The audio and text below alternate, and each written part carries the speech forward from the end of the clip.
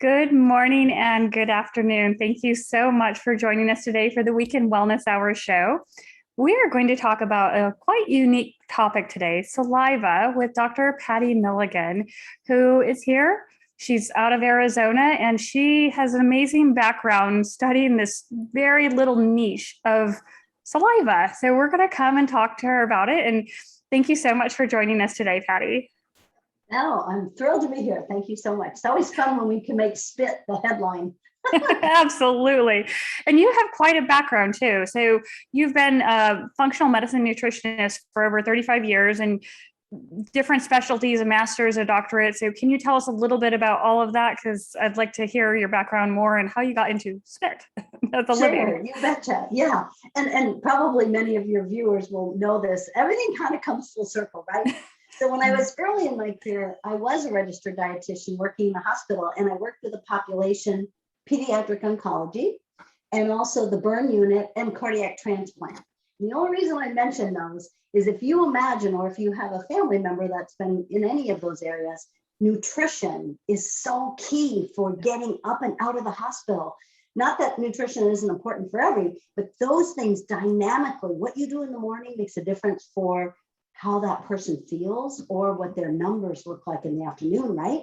And that's where I didn't know it at the time, but I dry mouth was so significant for the kids trying to refeed after cancer treatments. And then for the burn patients, many of them, my first job was in Hawaii. So these were fishermen that had had a fire on their boat. And so they were burned. And we ended up feeding them IV nutrition initially, as you can imagine. And as we converted them to food, the stopgap was dry mouth.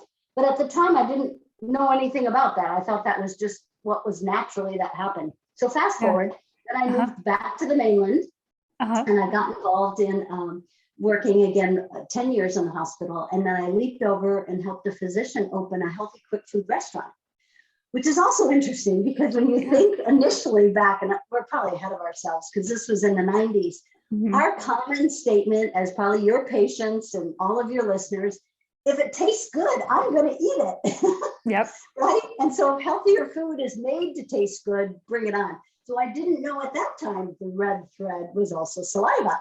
I worked with chefs, and we really had a lot of fun trying to design how to make the party in the mouth happen with spices and herbs as we cut back on some of the flavorful items that we know in foods. And then from there, I leaped over and was a spokesperson for a grocery chain that happened to be specialized in natural food. And that was fun because I would interact with many people that you've interviewed and yourself, where I would bring expertise to give our community of shoppers new education about food and supplements. And often the comment would be, why don't they make everything taste like an M&M? Exactly. Right? So by the time I got to my doctorate, which was in Neuroscience of Taste, I went fully zoomed over, actually it was in France. And I said, I want to study taste buds because I want to understand why people like what they like and what they definitely know what they don't like. And if I could understand that, would we be able to make healthier food more compliant, right? Right. And that's when I had a neuroscientist look me straight in the face and said, you can study taste buds till you're blue in the face. It's all about the quality of your saliva. So that kind of led me to that study of saliva. That's incredible because I know from personal experience, I used to eat a lot of processed foods. I grew up on it, and I swore to myself I would never eat lettuce and greens, but my taste buds changed. So I find that fascinating. I'm curious, well, one, can we go into what is saliva and what changes that happen that allow us to shift? Yeah, super question. And I actually want to start with the cute little taste bud because maybe some of your viewers have seen it before, but a taste bud, oh, it's so delicious. It actually looks like an umbrella. It almost looks like a parasol, like you would find over in Europe, right out of France, right? And each of the little dingleberries that hang down from that are where we capture the chemicals and the compounds from foods to taste it.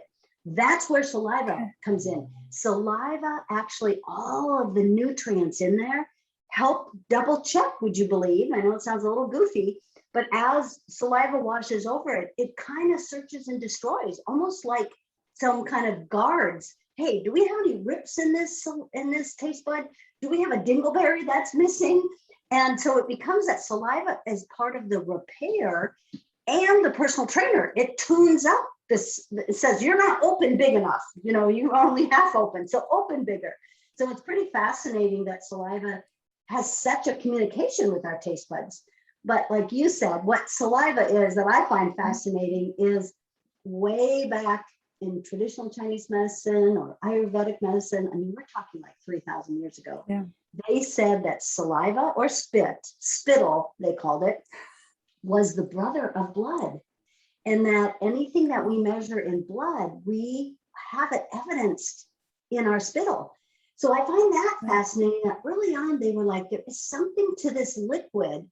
And now, of course, we can get into it, but all the components that we understand, and we're probably not even completely there. It's probably how we look at food. We find something new in some of the common foods that we eat, but it's a liquid that our body produces every single day. And not to get too motor mouth here, but the one stat that got my attention was in our body. I think I said this when we did our professional training. In our body, we change and we renew everything, right? At night, while we sleep, we're renewing and sloughing off what doesn't work. But what's interesting, based on season, based on your health, based on your age, you produce a different amount of hair, fingernails, not to be too disparaging. So on this call for a Saturday, but even eye boogers and your nose snot, and all that produces a different amount depending on what you're exposed to. 3 things we keep consistent every single day in our body: blood pressure. And again, if you're high or low, you may actually have to be controlled for it, but your body comes out with a certain level. Blood sugar, same thing. And I know that's well versed in your area. And the third is saliva production. So that alone, I said, oh boy, we don't know enough why the body is so consistent with saliva production.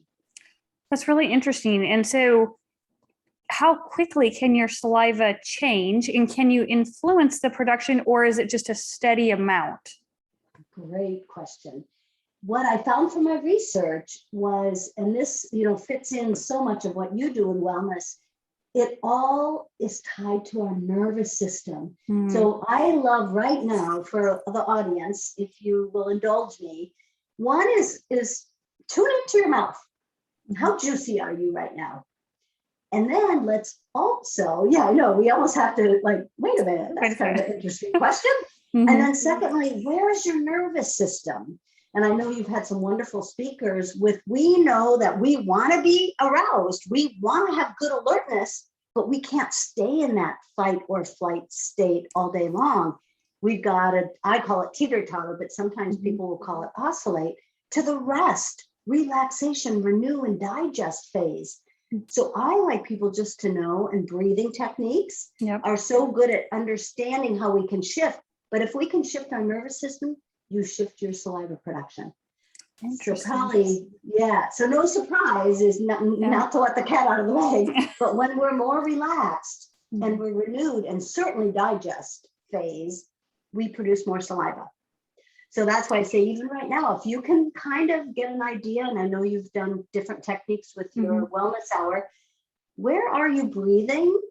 And can you say, I'm alert but relaxed? Or, ooh, I have had an anxious morning. I am still coiled up. That will tie to your saliva production. That's interesting. And so, because I could see that as a technique also for helping people get into that parasympathetic relaxation, which will help them even more. So that's a really good cue, because a lot of times people will say, what is a symptom? How do I know I'm ramped up? And they say, well, racing mind. Is your chest up to your chin? Do you feel buzzed? Now we could say, well, more of a drier mouth, I would assume, is you could say, how dry is your mouth? Yes, you are so right. Now we know as we age that saliva production does go down. We get saliva from 3 different glands in the mouth. So there can be anomalies with the glands for sure, and some medications. But I love that. And then I know, to tease up, later in the conversation, there are definitely foods and other things that will be saliva producing and also saliva preservation. So it'll be fun to bring that into the conversation, because if someone does recognize, oh heavens, I've got a dry mouth, or I know my mom, as she ages, she's getting a dry mouth. Let's pivot. Let's not take it as just that's the state you have to be. Yes. And I love that you say that, because so many times we hear something changing in our body and we say, okay, that's old age. And I love to dispel that myth in many ways as possible. I say that with pain. I say that with what we contribute or attribute to arthritis. So I'm glad to hear with saliva, yes, we do have changes related to age. That doesn't mean you use it as an excuse. Exactly. It's wonderful. Exactly. That's great. So now we know there's three glands that help produce, three major glands that help produce saliva. What exactly are they doing, and what is in saliva that's so beneficial? You bet. And thank you for a great question, because isn't it amazing the intelligence of our body, how we're created? Because each gland is stimulated by something different, which is, I think, also a check and balance within that. But let's talk about what saliva is, because that's probably most important. Yeah. So saliva is a gelatinous, no surprise to anybody. It looks liquid, but when anybody's ever done a spittle, we know it has actually a form. So it's really kind of like a jello-like consistency. And that becomes unique in the body, because not to get too far off this, but we now recognize that there's a fourth phase of water that our body holds. Actually, it's the fourth phase of water out there in the world. But now we recognize this fourth phase of water, number one, is probably linked to longevity. More importantly, it's the way that our cells like to hold water. It's the way that our joints like to hold water. And it's the way that we can have a communication system between ourselves and our saliva is in that fourth phase. And probably right away, people are going, all right, how many phases of water? So we all recognize ice. We all recognize steam, the opposite, and then liquid water is in the middle. For years in my field, I just assumed water in our body, whenever we referred to hydration, it was water, like the water I'm drinking, right? Yep. No, it is actually, it's called easy water, or fourth phase. Okay. Well, what's fun about that is saliva is an indicator to how much fourth phase water that you have been able to convert in your body. So our saliva is this gelatinous. It has, no surprise to probably many people, it starts digestion. So we have enzymes in there that start to break down food, mostly carbohydrates, as probably some of your aficionados know. We also know now that there's immune molecules. So again, I like to think that they're almost like the lighthouse beacon, if it was alive. And they're the first interaction of what comes from the outside world into our mouth. And so they're very quick to see, is it something you have to render inactive or uptake very quickly? And there's fatty acids, there's some vitamins and minerals, some protein constituents. That's probably the bulk of it. And hormones, interestingly enough, which I know I'll probably talk about that. And that's why I think they said the blood and the saliva way back when were brothers, because the blood is probably what I learned, and you correct me, but is probably a good reflection of what's gone on maybe in the last 36 hours or 24 hours, a period of time. Saliva is something what's gone on just in the last 10 minutes. So we're the rapid, not again to get too ping pong here, but what we're seeing, the drive of research now is to say, oh goodness. And quite frankly, what we've been through the last 18 months has caused it. How can we have early detection? Like, what would it look like if we got up in the morning and we could do something with our spit and we could say, oh heavens, you're fighting something right now. Or, oh goodness, your system is highly inflamed and really you need to calm yourself, or you need to figure out foods to eat. What if we could do that in a moment with a saliva test, so you knew how to course correct for your day? Yeah, that's interesting, because I actually was just talking to a friend last night who is using some kind of needle in the triceps to monitor glucose.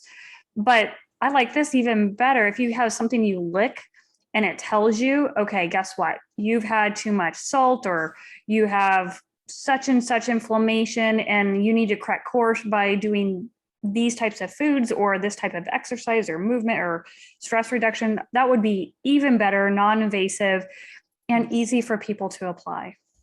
Well, and there's one more so there is a team of doctors right here in Arizona, which is exciting. They're also like utilization of medication, right? We assume if you're on a medication, your doctors put you on, that you take it, you digest it, you have a steady blood level of it, and it's helping you.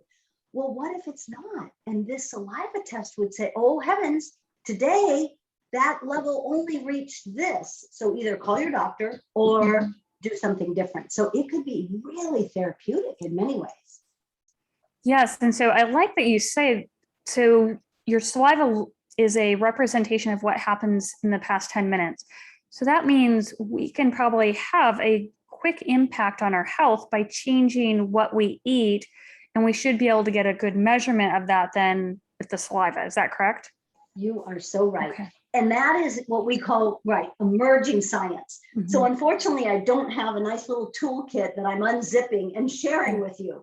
This is where I can share where some of the thought leaders are headed to say soon at our doorstep, delivered by, whatever, we'll have one. But I do think you're exactly right. That's where we want to move, is because it is such a beacon. In fact, the old saying, I grew up in the Midwest, was always a canary in the coal mine. And they knew that if that canary, unfortunately, could not breathe well, that it was a sign that soon the fellas in that mine would run into trouble. But it was its first alarm. And now some of the thought leaders are, that's what saliva is for the body. We just need to decode it because we don't know everything that it's saying. That's incredible. Now, can we go through some of the things that we do know it helps, like digestion? How does it help with digestion? Yes, digestion in actually two phases. And the first one is so near and dear to my heart. And maybe, my parents are still alive. And I had a grandmother that was alive at 97. And if you've been around any older people, they get drier mouth and their risk of choke goes up. And in fact, World Health Organization for 2025 has put xerostomia, which is dry mouth syndrome, as a medical condition on the World Health Watch list, both for developed and developing countries. And this is significant. In developed countries, it's for our senior population, because when you have dry mouth or xerostomia, your risk of choke goes up. And probably all of us right away can say, oh heavens, if we have a risk of choke, that means that you're not able to bring the food into the proper esophagus, and it may actually spill over into our respiratory tract. And so saliva becomes directly important of really being a waterway to help us absorb not only medications, but also all of our food and liquids, so that the risk of choke goes down. So it's significant in a health parameter for that. And as I say, our focus, our lens is older population. And I'll come back to what I think we can do for them. Okay. But the second is, you're exactly right.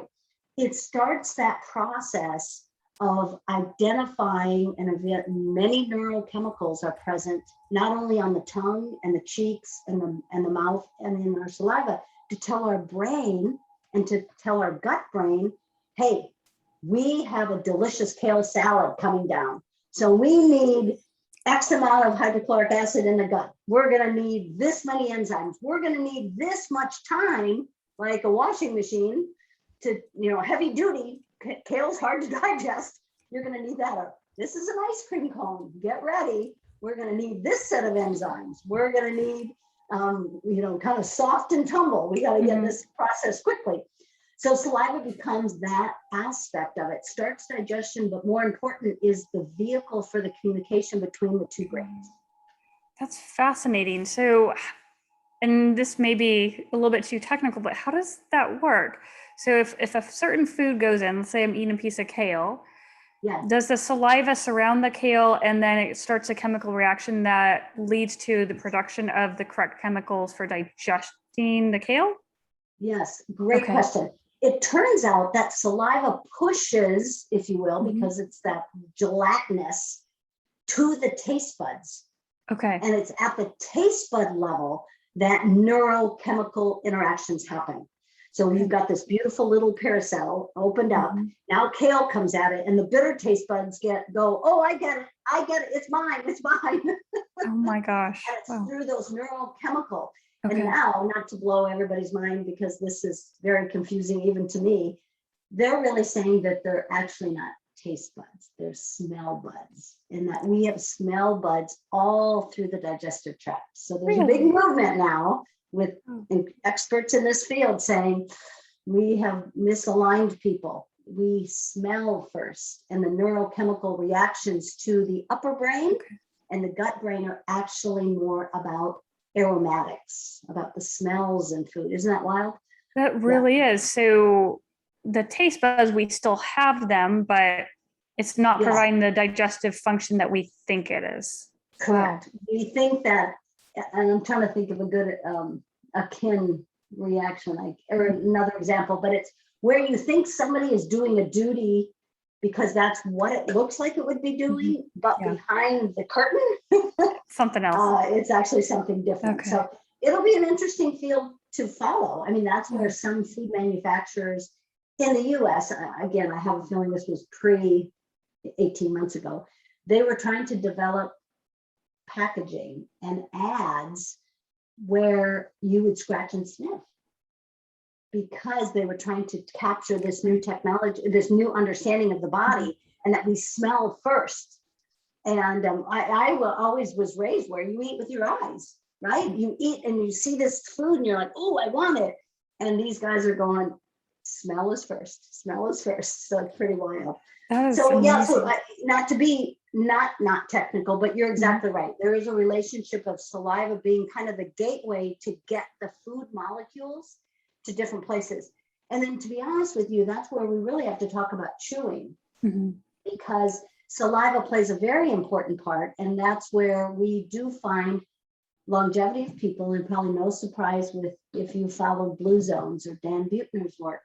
We now are starting to look at the eating styles of these people in Italy, in Japan, in Costa Rica, all the Blue Zones. And what we find is they masticate. They spend a longer dinner or lunch hour, no surprise, and they chew more. And in that chewing, they allow saliva to be the CIA agents that they want to be, or that it wants to be, to pick up on the detection of, ooh, this is not good. We got to render this inactive in the mouth. Let's not wait till it gets down to the stomach or the intestines. So that's fascinating, because a lot of times we're in a hurry, and that comes down to how rushed are we, how much we're in fight or flight mode. Do you really chew? Sometimes we overeat because we're not really chewing, and we're not giving our food enough time to get to the stomach to stimulate the hormones to stop us from having the ghrelin hunger hormone. So I completely get that. And when people say, they'll talk to me and say, I want to lose weight, I say, one of the first things I say is, are you chewing your food to a pulp? Yes, I'm like, exactly. Seriously, it makes a big difference. Well, and then, bringing back the kid population, I still in my career would love to crack the code of understanding but the relationship of taste bud maturation and saliva production. And maybe we are feeding our kids all wrong. Maybe based on the kids' saliva profile, we introduce different foods. But then we overlay that. I think I heard if kids are in sports, 60% of their meals are eaten in the car. Yeah. Which, also talks about how quickly they're chewing and slamming it back, right? Oh, yeah. Doesn't get a chance. Absolutely. No, that's crazy. So we know, saliva helps get the food to the taste buds. Is there any other portion of saliva involved in digestion? Any other aspects? Well, the part where we're not clear all of the sub-nutrients or compounds, but we definitely know they cross-talk with those hormones you talked about, with satiety and fullness. And that's where, again, there's some missing links, but we definitely know if food is able to be in the mouth for a long period of time, not only is the viscosity of the saliva changing, but in that there's a different hormonal release. And that's probably coming from the hypothalamus, which says, hey, we can produce more leptin or less leptin, or all 8 of those hormones I understand that are out there. so that the overall body feels satisfied. And we can also stop it, right? Don't you wonder how some people are amazed at no matter what the meal size is, it's like they just know what's registered for them and they're done, right? Yep. And part of that they do think is a detector early in saliva. And then, we haven't gotten into it, which probably is your next question, but the immune function is amazing in saliva. Yeah, I was actually going there next. So good. Yeah, perfect. Well, I'll pause in case there's an angle you want to hit. No, please share. Go with it, because I know immune function is on everyone's minds right now. So. Yes. And, again, I'm not a virologist. I'm not a, immune specialist. So in my small, understanding of it is where saliva becomes so critical is it quickly takes off the raincoats of some of these harmful compounds. So we know a virus is wrapped in a protein coat. We know a bacteria has a certain element to it, mold, and quite frankly, even the additives in food, whether it's related to ascorbic acid, in other words, it gives the length preservative that's more natural, or is flat out one of the compounds that is in the preservative side.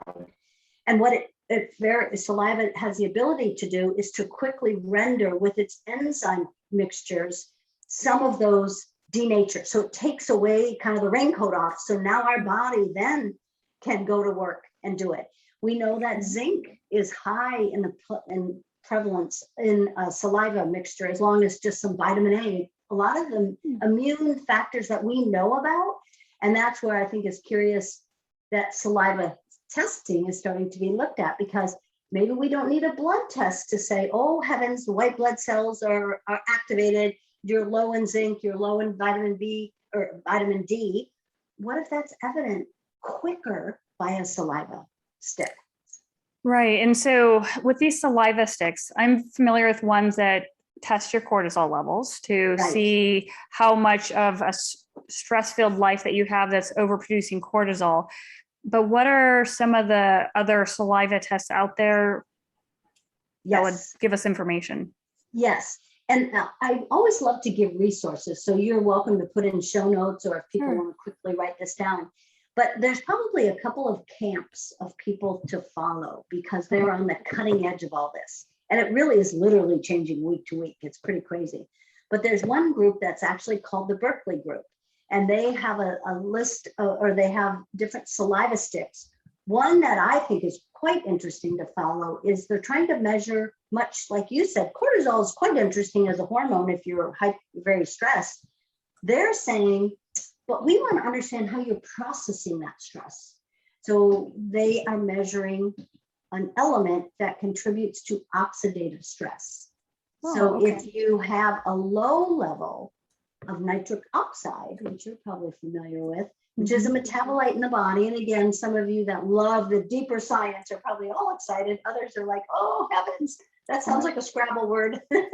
But it just means that in our saliva, we carry a marker that says, oh, I have a low level of nitric oxide. In other words, I'm using it all up to put flame retardant on all the inflammation in the body. Help me. Or guess what? You're eating, you're exercising, your environment is adding to the level of proper flame retardant or nitric oxide.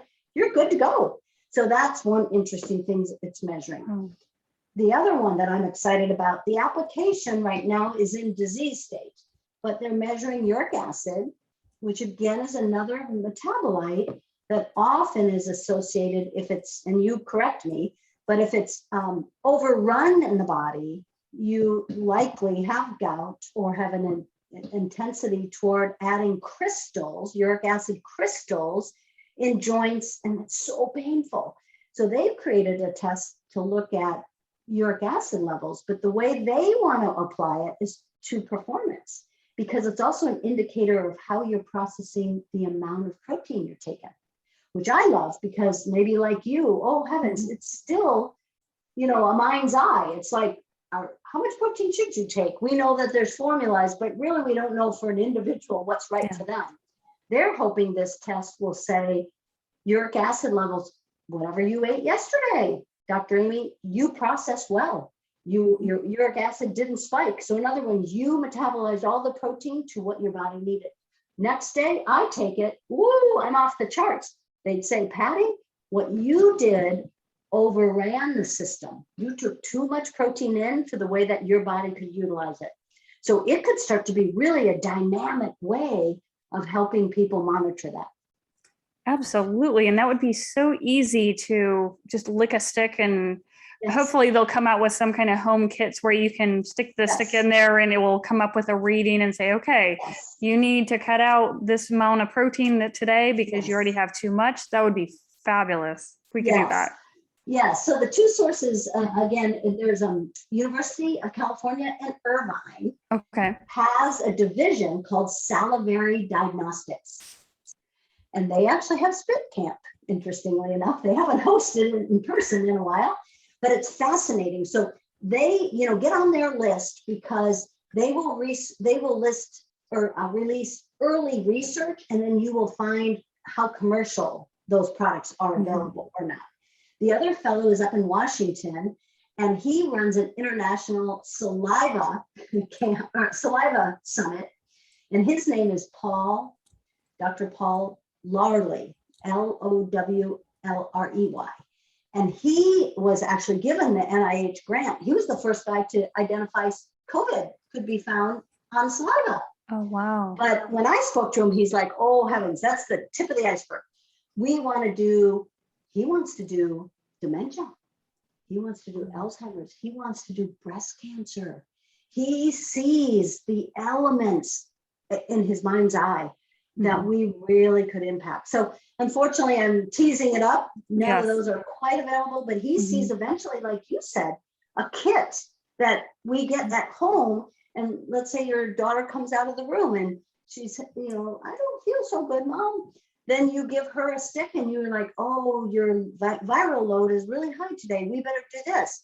Then you might have your husband and he's getting ready to try, and you give him a stick, and his oxidative stress is, he better do something before he gets on that airplane because his body is already saying, help me, I'm a little stressed. So it could be really kind of valuable. That's fascinating. So are there other health conditions that we can look at besides with the uric acid, the nitric oxide, those kind of more stress and performance? Are there other health conditions that we know of for sure that you can link to saliva? Well, pregnancy and fertility, right? Those strips have been out there for a while. Yes. But to my knowledge at this point, it really is still in that scientific study. We're doing some work right here, actually, in athletes, trying to say, on a recovery note, there's a couple of markers, and maybe again, some of your science folks are aware, IGF-1 is a compound, a growth factor that our body makes when we're resilient, when we're actually, whatever you've had happen, whether you've been through a stressful situation, or let's say your house has had a fire, or you've been in the wilderness and you wonder, has my body been resilient enough to handle those impurities? Then that could be a test. But right now that is just case by case, and that's not commercially available. So unfortunately, the only ones that I do know, there's a company that's called Humann, Humann, and they do some test strips that you can order that are trying to look at this oxidative stress and the nitric oxide. But it really is in its infancy. So if any of you have any ideas, these researchers would love to know how we can impact and make our lives better for sure. That's amazing. So right now, the biggest component of resilience and performance is this IGF-1 factor. Are there other ones too, or is it that one? Yeah, no, there's a whole kind of host, and cortisol plays into that because it's more about, the circadian rhythm of cortisol. And so the circadian rhythm of testosterone, the circadian rhythm of IGF-1, and some of maybe some of you know, there's some muscle breakdown enzymes that are now starting to be looked at. So the whole field. But I want to make sure too that we get back to actionable steps for people listening to this. Absolutely. We've been off down that research angle, which is so fun. Right. I think like for your audience and for you and in helping people, we want to say, if you know that already you have low saliva, whether because of stress or because of a medication or something, what can we do to ensure that we get those immune benefits out of saliva and the digestive ability of saliva to keep your body well? And I know you asked me this and I probably didn't answer it, but I find it fascinating that we produce, I'm going to do the year first for the shock and awe. Okay. We produce 2 bathtubfuls of saliva every year. Heavens to Betsy, right? That's a lot. That's a lot, right? And every day they estimate it's 2 or 3 liters. Some of us are a little more juicy than others. Yeah. And we recycle a liter of it. And that, I think, is also telling there is something in saliva that we don't know yet. Because why would the body recycle it? And now the experts are saying it's because it's a communication tool. It somehow is telling the body whatever state it's in. And there's a researcher I follow, and I'm happy to share that link. It's escaping me now, but she has found every emotional state changes the composition of saliva. I was wondering about that. And I was also wondering about sleep. If there's a connection between sleep and saliva as well. I don't know if that's something that's been studied. Yes, to my knowledge, it has not, but I think you're onto something for that, because that's such a relaxed repair function. We do know, with sleep apnea and people that wear some of the dentition hardware, their saliva content does change, right? Either their amount or they don't recycle it well. But I find the emotional side, if you're happy, and this was done through flies, which I know is even more bizarre. Fly spit has been studied extensively. And who knew that, again, not my words, the experts, saliva, or I should say the fly's saliva, because they use it as a detective, because they spit every time they land. And their nervous system connection is one of the closest to ours. Wow. And so what they found is that as they found the composition of spit in flies, try to say that 3 times fast, changes when they're scared, when they're angry, and when they're in flight, which is why I got connected to it, because when I followed saliva, it was related to us being in a plane. But that I found curious. So they say that our different states make a difference. And then I say, in all of what we've been through, one of the simplest activities I did with families, because I work with families and kids that are trying to refeed after cancer, we have them hum or sing before they eat dinner. Oh, interesting. And what we found is that, and probably many of you that do yoga or breathing techniques or mantras, know that vibrational energy, when you really engage our vocal cords, you settle the mind and the nervous system to go, oh, this is the state I like to be in, and you get more saliva flow. That is crazy, because I tell people with the breathing techniques that I teach is they do it before lunch and dinner to help with digestion, but now I can say also to help with saliva production. Exactly. And what was fun is kids related, to the humming a tune, and around a table, if there were more than one kid, that each night they got a different stage. And the parents reported the acceptance of the food was better. And I said, we don't have any studies to say saliva is related to that, but I wonder if it is.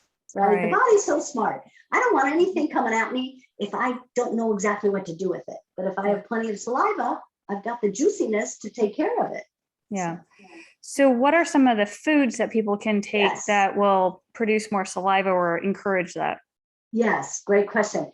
And I love this because intuitively, none of this is going to surprise you, quite frankly, because we all know, we even say the name of the food and we can feel a trickle of saliva. So the first, if we look at the camps of it, is citrus foods. So really, even though it sounds like the simplest thing, and I'm sure you promote it to your patients, a squeeze of lemon in water or lime or grapefruit, or even a small, think of those nice fancy restaurants, we can do it at home, but they always leave a sliver of orange or again, a lemon wedge by your fish. Use it. And it doesn't take much. It's less than a 1/4 teaspoon. to stimulate saliva. Heavens, right? That's, So yes. all of the citrus really participate in that. The second, keeping with the fruit line, is pomegranate seeds and goji berries. For those of you that, and you know, that to the Western world, goji berries are still kind of unique and novel, you know, even in my household. But if you travel worldwide, I mean, goji berries are actually pretty common. And dried goji berries, when you start chewing them, you get more of a saliva. Now we move into vegetables. And again, no surprise, anything that if you're going to snap it, you feel the water, that is a saliva preserving, because that's that fourth phase water. So cucumbers and celery and carrots and even lettuce and tomatoes are rich with that type of saliva preservation. So all of that tells our saliva, stay strong, because we've got more work for you to do. So again, no surprise. Probably the two areas that I was most surprised with was things that are umami, things that have a meaty taste bud to it. So consommes, miso soup, mushroom soup, potato soup, lentil soup, all of those have an umami. So umami being satiety factor. Our body goes, ooh, I can close the retail hours of digestion. That worked really nice. That food made me feel really good. That stimulates saliva. And then the fourth are certain spices. And so cinnamon, cardamom, cayenne, and ginger. So I like to mix them. And if you think of chai tea, a couple of those are in chai. Or to start, like when I do my protocols with the elderly, we'll start with a certain type of tea before their meal, or just a handful of goji berries to get that saliva going. That's incredible. And there are a lot of different juices or tonics out there that use ginger with cayenne, that use cinnamon. So now I understand why they have those different spices in them. And if any of you are from Europe or have grown up, you know, Swedish bitters are quite used as a digestive aid. Well, now we find out its first mode of action, apple cider vinegar. No surprise, stimulates saliva production. Yeah. Oh, that's incredible. So other than food, are there any other things that we can do to improve our saliva production, quality, any of that? Yes. Yeah, three things. First is, let's not rule out mints and lozenges.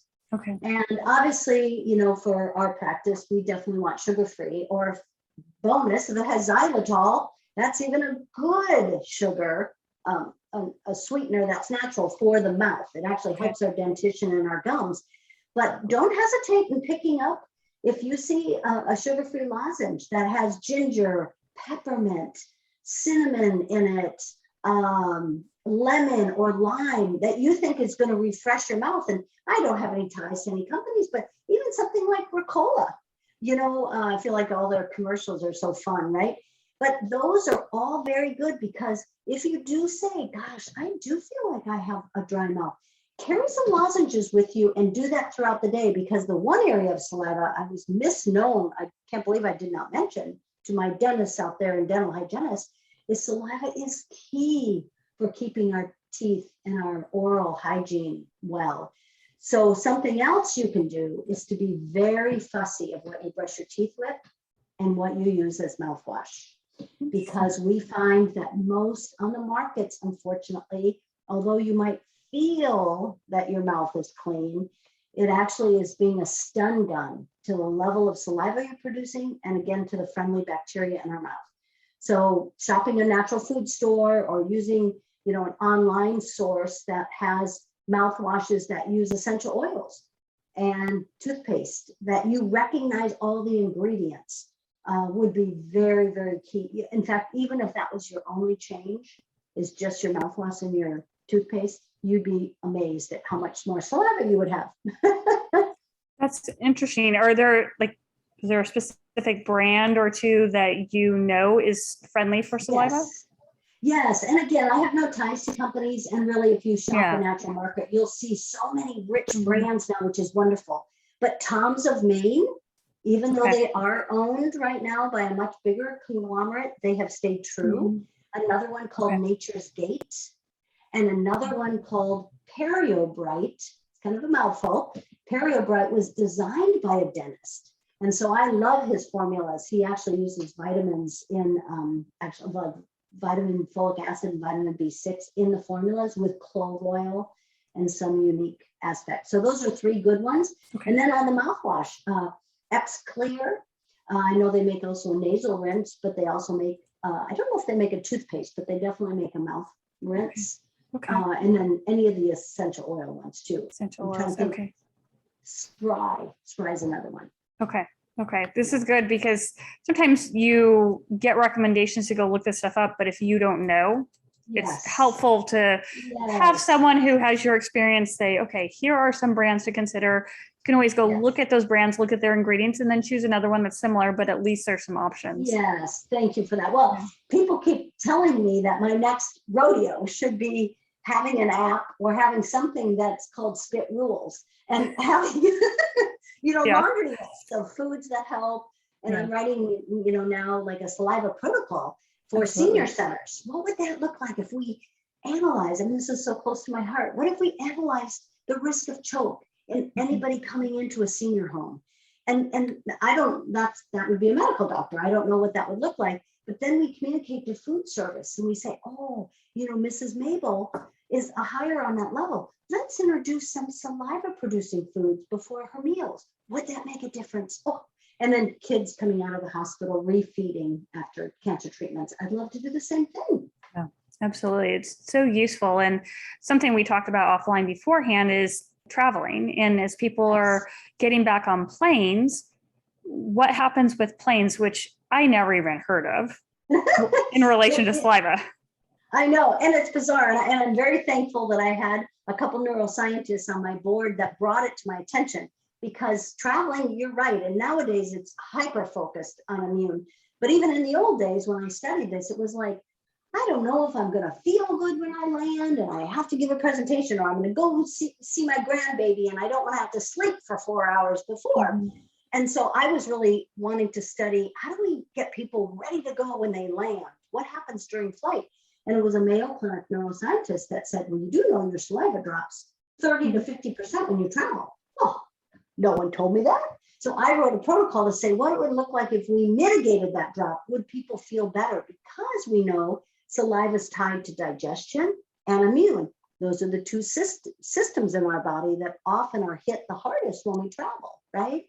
So what we found out is it was jet engine noise vibration. When we scoot our body into that tube, as researchers call it, the plane, when you sit down, imagine your nervous system feels that vibration and goes, holy cow, we're under attack. And so you go in that hunker down fight or flight, you reduce your saliva because your body goes, heck, we don't need saliva to digest. We don't need saliva even to fight microbes. We could perish. And that's where it starts. Wow. And then you have a product too to help people, right? Yeah. Can you talk about that a little bit? Yeah. So from my research, I had done a saliva protocol, you can imagine. But after that, we then made it into a 3-part food-based supplement kit that you can take. And it's called Jet Renewal Kit, just like it sounds, Jet Renewal Kit. And you take something before you get on the plane, which actually inoculates your saliva. It's a lozenge that gets you to produce saliva, which in turn tells the nervous system, even though you're feeling this vibration, we've got saliva. Let's shift. Let's make sure that we can go between rest and relaxation and arousal. Rest and relaxation and arousal. Just don't stay in high. And then mid-flight, we inoculate your saliva again, and then we actually help your body take out the trash. We found out that part of sitting so long, you don't move your lymphatic system as well, which is part of our trash system. So we have broccoli sprouts that we put in a tablet, and then before you land, we give you a little elderberry, we give you another broccoli sprouts. That is awesome. That's wonderful. It's great. It's all in one. People have it and it can help them. So that's amazing. Yeah. How can people find out or order this kit? What's the best way to do that? Sure. So again, we do have a website, which is all one word. So it's jetrenewalkit.com. And just for your viewers and people that follow wellness close to my heart, they're my family. So put in the promo code family and you get 20% off. And truly, nice. yeah, and truly, this is really, I have a doctor that helped develop the kit with me, and both of us just want proof of concept. We just are so excited to offer something to people who are now returning back to travel for their immune through saliva. Yeah. Oh, that's wonderful. Really appreciate having you on. How can people reach you? What's the best way to do that? Sure. So I am on Instagram at Patti Milligan. And then, I'm happy to share my email. It's my name, Patti, at jetrenewalkit.com. Awesome. Wonderful. And any last minute tips or advice you have for people?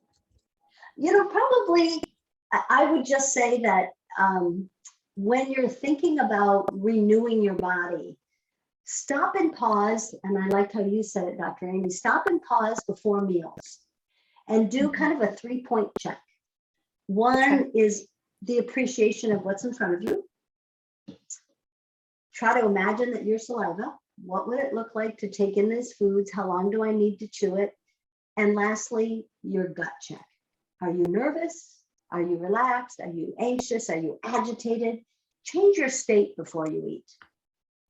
That's great advice. Excellent advice. Because we don't do any of that. Sometimes we do that at the end of the day or the beginning of the day, but before meals, highly needed.